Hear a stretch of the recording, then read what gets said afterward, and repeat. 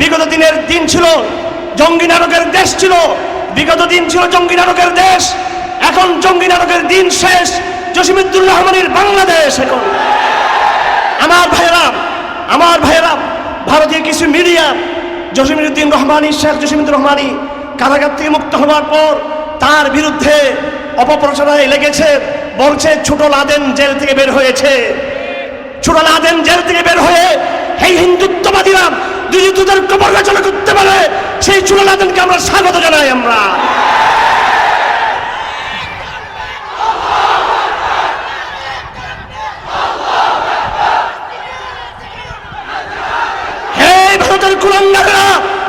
ভারতের কুলাঙ্গাররা শুনে রাখ, তোরা বাবরি মসজিদ ধ্বংস করেছিস, মৌলানা রহমানী বাংলাদেশে কোন মন্দির ধ্বংস করে নাই। হে মোদির গুন্ডারা, আরএসএস এর গুন্ডারা ভারতের, শুনে রাখ, তোদের মন্ত্রীরা, তোদের পুলিশ বাহিনী, তোদের দলের গুন্ডারা আমাদের মা বোনদেরকে দর্শন করেছে, জসিমউদ্দিন রহমানী কোনো হিন্দু মেয়েকে দর্শন করেনি। হে গুন্ডা বাহিনী, তোরা প্রতিনিয়ত তোদের হাতকে মুসলমানদের রক্তে রঞ্জিত করেছিস। বাংলার ছোট লাদেন যাকে তোর নাম দিয়েছিস, তিনি কোনো হিন্দুর রক্তে নিজের হাতকে রঞ্জিত করে নাই। থেমে যাও।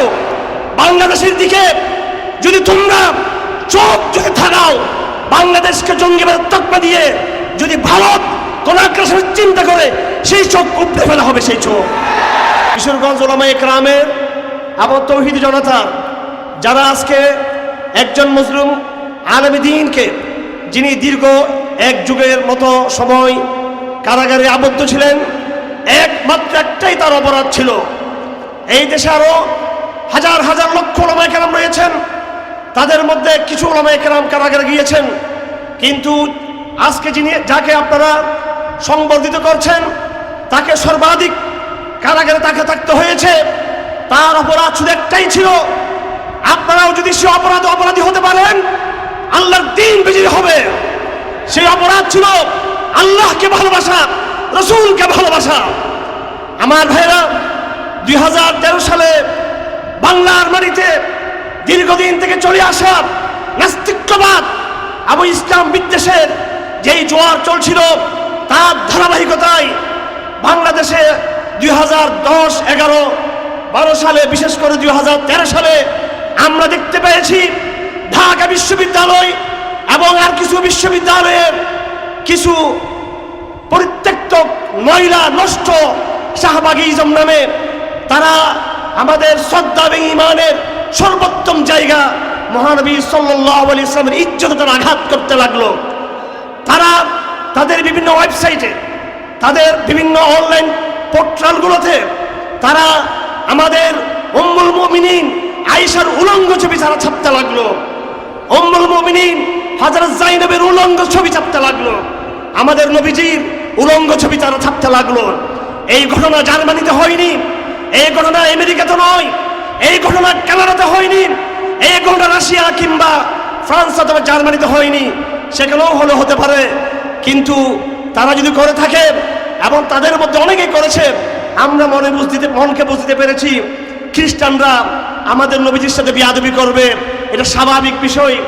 নাস্তিকরা বিদেশের মাটিতে বসে আমাদের নবীজির সাথে বিয়াদবি করবে, স্বাভাবিক বিষয়। কিন্তু বাংলাদেশে আব্দুর রহমানের ঘরে জন্ম নেওয়া এবং আলেমদের আজান ধারা ধন্য এই শিশু সন্তান একটা সময় স্কুল কলেজ পেরিয়ে বিশ্ববিদ্যালয় জীবনে যেয়ে কমিউনিজমের দীক্ষায় দীক্ষিত হয়ে, সেকুলারিজমের দীক্ষায় দীক্ষিত হয়ে একটা পর্যায়ে তারা এত বড় স্পর্ধা করলো যে স্পর্ধা করার সাহস পৃথিবীর ইসলাম বিরোধী কোনো শক্তি পর্যন্ত করার সাহস পায়নি। তারা কারা ছিল? আমাদের ঘরে জন্ম নেওয়া। তারা কারা ছিল? যাদের নাম ছিল ইসলামী নামে নাম ছিল যাদের। তারা কারা ছিল? যাদেরকে শাহরিয়ার কবির, মুনতাসির মামুন, জাফর ইকবালদের মতো কুলাঙ্গাররা মুসলমানদের ঘরে জন্ম নিয়ে ওই সমস্ত বিশ্ববিদ্যালয়ের টিচাররা যাদেরকে আশ্রয় প্রশ্রয় লালিত পালিত করেছিল। আমার ভাইরা, তখন কিছু সত্যবাদী তৌহিদবাদী উলামায়ে কেরাম স্রোতের বিপরীত সত্য কথা জানান দিয়েছেন এবং খাতেমুর রাসূল সম্পর্কে আল্লাহর যে অমুক বিধান রয়েছে, শরীয়তের যে অমুক বিধান রয়েছে, তারা সেই বিধান বর্ণনা করেছেন এবং জসিমউদ্দিন রহমানীর মামলার যেই জাজমেন্ট রয়েছে, বিচারপতি যেখানে সিদ্ধান্ত দিয়েছেন সেখানে তিনি স্পষ্ট করেছেন এই রাজীব হায়দার কুলাঙ্গার বলাগার হত্যার পিছনে তার কোনো রকমের সম্পৃক্ততার প্রমাণ তারা পায়নি এবং আনসারুল্লাহ বাংলা টিম নামের কোন সংগঠনের আধ্যাত্মিক গুরু কিংবা সভাপতি হিসেবে তার সম্পৃক্ততার কোনো প্রমাণ রাষ্ট্রপক্ষ হাজির করতে পারেনি।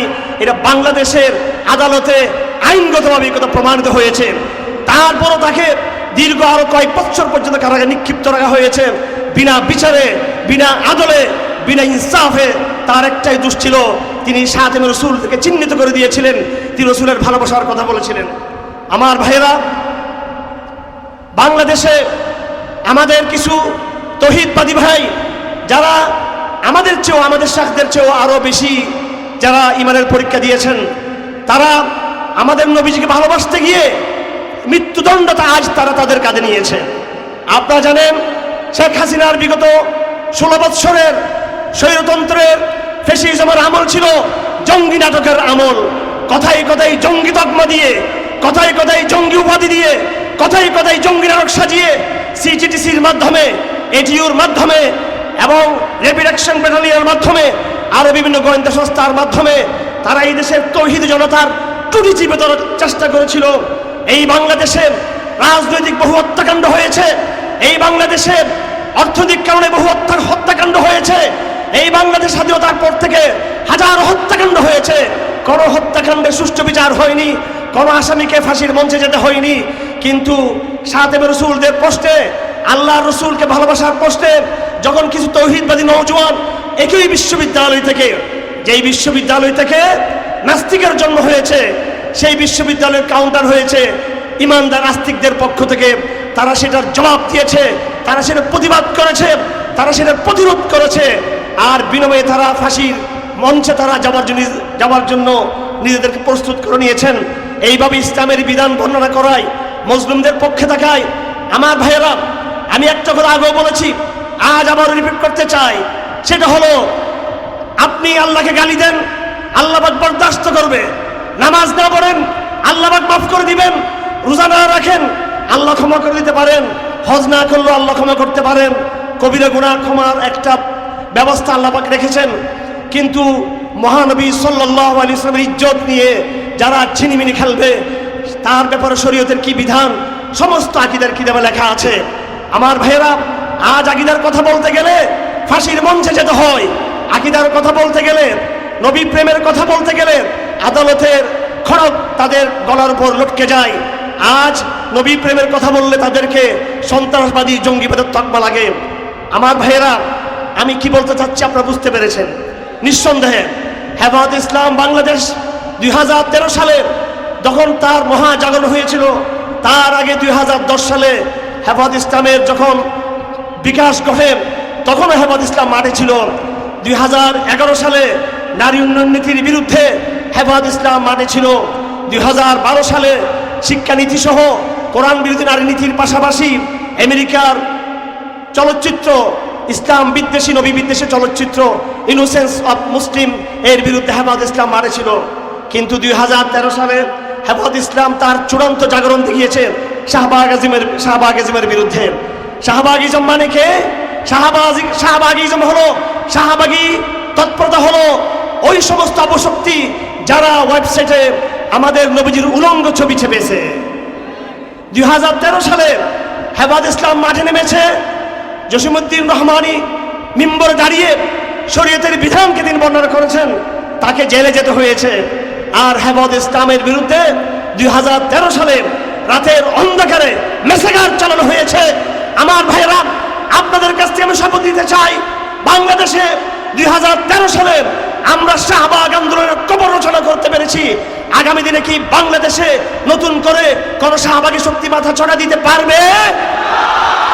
যদি আগামী দিনে কোন নতুন নামে, কোন নতুন ব্যানারে বিভিন্ন দেশি বিদেশি অপশক্তির কাঁধে ভার করে আবার যদি শাহবাগিজম যদি আসতে চায়, আপনারা তাদের শক্তিশালী, তাদের বিরুদ্ধে প্রতিরোধ খেলা করার জন্য তৈরি আছেন তো আপনারা সবাই?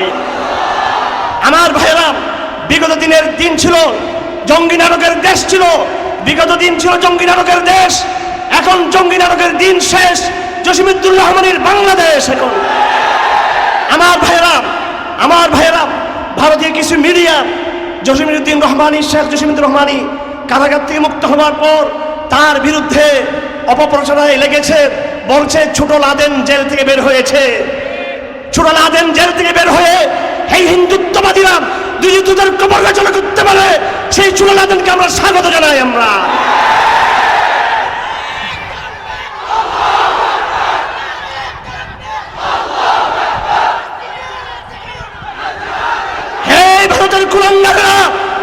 ভারতের কুলাঙ্গাররা শুনে রাখ, তোরা বাবরি মসজিদ ধ্বংস করেছিস।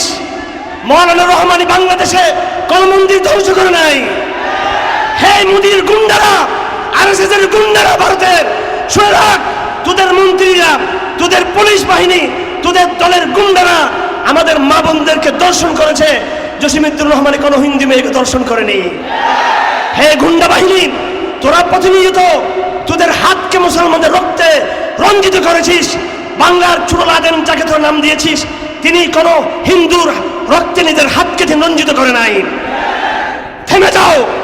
বাংলাদেশের দিকে যদি তোমরা চোখ যদি থাকাও, বাংলাদেশকে জঙ্গিবাদের তকমা দিয়ে যদি ভারত কোন আগ্রাসনের চিন্তা করে, সেই চোখ উপড়ে ফেলা হবে। সেই চোখ, সেই হাত ভেঙে দেওয়া হবে, সেই হাঁটু চুরমার করে দেওয়া হবে। সাবধান করে দিচ্ছি, এই দেশে 16 বৎসর তোমরা আমাদেরকে অর্থনৈতিকভাবে আগ্রাসন চালিয়েছ, আমাদের বিরুদ্ধে রাজনৈতিকভাবে চালিয়েছ, সাংস্কৃতিকভাবে চালিয়েছ, সামাজিকভাবে চালিয়েছ। মুসলিম নেতাদেরকে ফাঁসির মঞ্চে পাঠিয়ে দিয়েছ। দেলোয়ার হোসেন সাঈদীকে তোমরা হত্যা করেছো তোমরা, এবং আরো আলেমদেরকে হত্যা করতে তোমরা চেয়েছিলে। আমাদেরকে তোমরা হত্যার জন্য বিষ পান করিয়েছ। আমাকে সহ বাংলাদেশের একাধিক আলেমকে রিমান্ডে নিয়ে বিষ পান করানো হয়েছিল। আমার ভাইয়েরা, আমি কথা দীর্ঘায়িত করব না, নামাজের সময় হয়ে গেছে।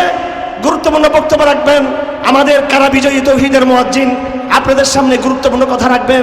আমি দীর্ঘায়িত করব না, তার বক্তব্যের ভূমিকা স্বরূপ আমি শুধু দু একটা কথা বলে শেষ করে দিচ্ছি। আপনাদেরকে আমি একটা তথ্য দিয়ে যাচ্ছি। আমি যখন রিমান্ডে ছিলাম এবং আমার মতো আরো অনেক তৌহিদবাদী ভাইরা যারা রিমান্ডে ছিল, তাদেরকে শুধু বাংলাদেশের গোয়েন্দারা নয়, আমাদেরকে র্যাব জিজ্ঞাসাবাদ করেছে, সিটিটিসি জিজ্ঞাসাবাদ করেছে, এটিইউ জিজ্ঞাসাবাদ করেছে, আমাদেরকে জিজ্ঞাসাবাদ করেছে ডিবি, জিজ্ঞাসাবাদ করেছে পিবিআই। বাংলাদেশের এমন কোনো সংস্থা নাই, ডিজিএফআই, এনএসআই, এসবি সহ বাংলাদেশের সকল সংস্থা আমাদেরকে জিজ্ঞাসাবাদ করেছে। এরপরও আমি হাররেজারকে বাংলাদেশের মাটিতে বসে একটি গোয়েন্দা সংস্থা, তার নাম ধরে বলতে চাই, কাউন্টার টেররিজম সিটিটিসি। এই সিটিটিসির সদর দপ্তর আমাকে নিয়ে চোখ বেঁধে ভারতীয় গোয়েন্দারা আমাকে জিজ্ঞাসাবাদ করেছে আমাকে, এবং বাংলাদেশের অফিসারদেরকে দিয়ে তারা নির্যাতন করেছে। তাদের জিজ্ঞাসা ছিল, হেফাজত ইসলাম কিয়া হ্যায়?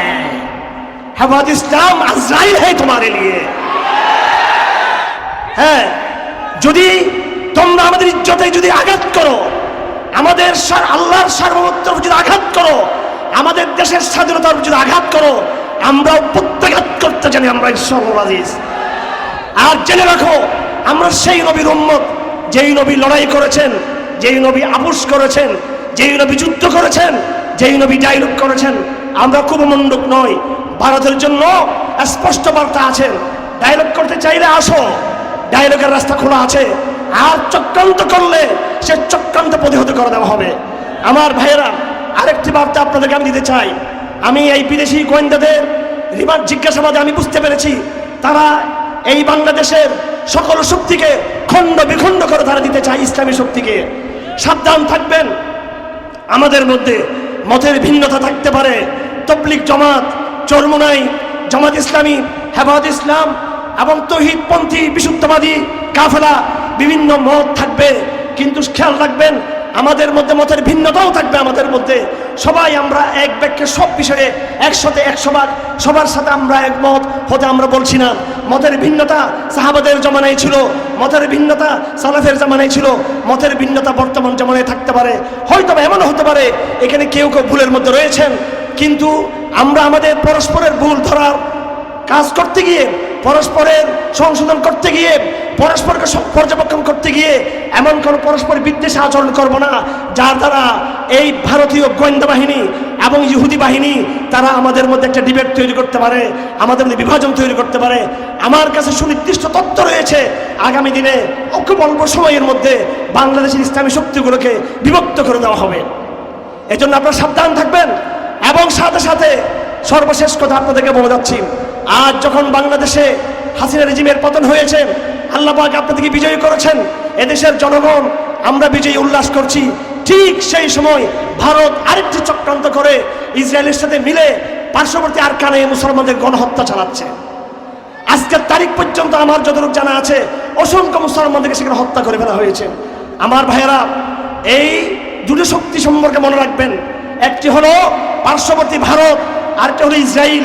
তারা ততক্ষণ পর্যন্ত তারা ক্ষান্ত হবে না যতক্ষণ পর্যন্ত বাংলাদেশের জনগণকে তারা মেসাকার করে না ছাড়বে, তারা ততক্ষণ ক্ষান্ত হবে না। সেজন্য আপনাদেরকে সাবধান থাকতে হবে। আমি সাথে সাথে আমাদের সংগ্রামী ছাত্র সমাজকে, যারা সর্বশেষ আমরা 16 বছর আন্দোলন করেছি, আমরা সংগ্রাম করতে করতে সাইদি সাহেব চলে গেছেন কবরে, আল্লামা বাবুল গনি কবরে চলে গেছেন, হেফাজত ইসলামের লাগাতার অনেক উলামায়ে কেরাম সংগ্রাম করতে করতে মাটির নিচে চলে গেছেন, অনেক ভাই শাহাদত বরণ করেছে। সর্বশেষ আমাদের ছাত্র ভাইয়েরা এসে এই ফেসিবাদের বিরুদ্ধে একটা জাগরণ তুলেছেন, সেই জাগরণে তারা সফল হয়েছে, আমরা তাদেরকে ধন্যবাদ জানাই।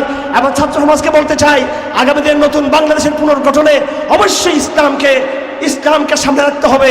ইসলাম এদেশের মাটি, ইসলাম এদেশের বাতাস, ইসলাম এদেশের নদী, ইসলাম এদেশের আকাশ, ইসলাম এদেশের পালস, ইসলাম এদেশের মানুষের রন্ধে রন্ধে, ইসলাম এদেশের প্রাণের স্পন্দন। ইসলামকে বাদ দিয়ে নতুন কোনো বাংলাদেশ সম্ভব নয়। সুতরাং ছাত্র সমাজকে বলবো আমাদের সাথে সমন্বয় করার জন্য, এবং আমরা তোমাদের ত্যাগকে, তোমাদের স্যাক্রিফাইসকে আমরা স্বীকার করি। 2013 সালে হাসিনার বাহিনী গণহত্যা করে আমাদের যে সমস্ত ভাইদের হত্যা করা হয়েছে হেফাজত ইসলামের, পাশাপাশি 2021 সালে যাদেরকে হত্যা করা হয়েছে, এবং বিগত ছাত্র সমাজের আন্দোলনে যেই 1000 ভাইকে শহীদ করা হয়েছে, তাদের সকল শহীদের গণহত্যার বিচার অবশ্যই আমরা দাবি করি আজকের এই মঞ্চ থেকে। সকল খুনিকে অবশ্যই বিচারের কাঠগড়ায় দাঁড়াতে হবে ইনশাআল্লাহ। এদেশের জনগণ তাদেরকে বিচার কাঠগড়ায় দাঁড়িয়ে ক্ষান্ত হবে ইনশাআল্লাহ। আমাদের লড়াই শেষ হয়নি।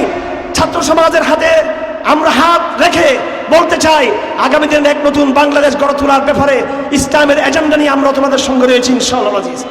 আমি সর্বশেষ বাংলাদেশের গৌরবান্বিত সেনাবাহিনীর সদস্যদেরকে আমি ধন্যবাদ জানাই। এজন্য নয় যে তারা বড় শক্তি, সেজন্য তাদেরকে একটু তুষামত করতে হবে, সেজন্য নয়, বরং এই জন্য সেনাবাহিনী আমাদের সাথে যোগাযোগ করেছিল।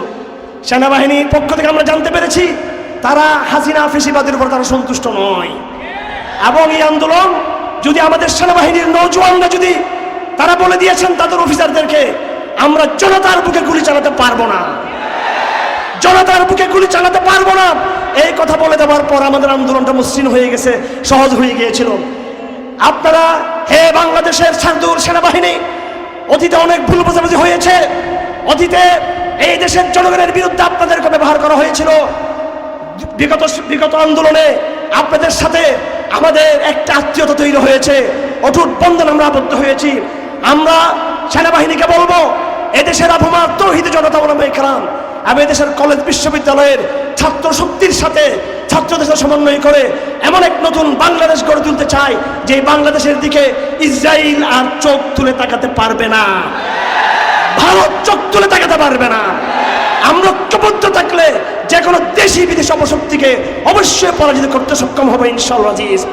জঙ্গি নাটকের দিন শেষ, আগামী দিনের বাংলাদেশ তৌহিদের মুয়াজ্জিনের বাংলাদেশ।